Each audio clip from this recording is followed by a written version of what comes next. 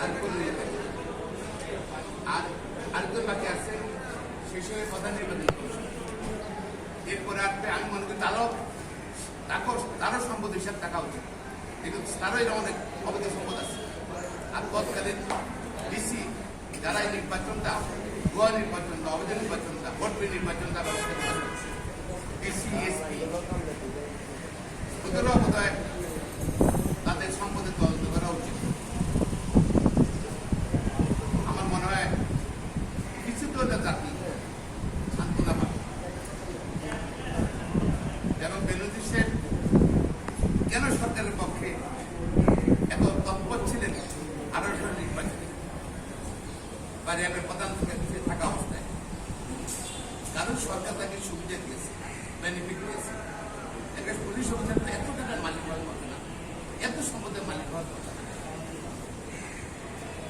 তারপর আমি কিন্তু ভয় পাচ্ছি শেষ পর্যন্ত সরকার আবার তাদের রক্ষা করে কি।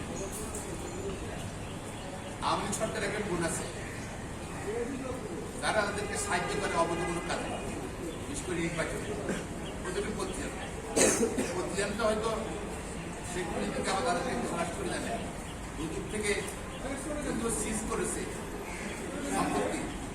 শেষ পর্যন্ত দুদক কি করে, কারণ দুদকগুলো বিশ্বাস করতে পারবে না।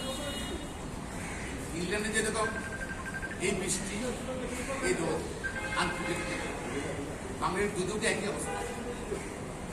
তারা আরো দেখেন তারা কিন্তু ঠিক নাই, একসঙ্গে একরকম একসাথে দেয় সরকার সংসদ তারা নড়াচড়া।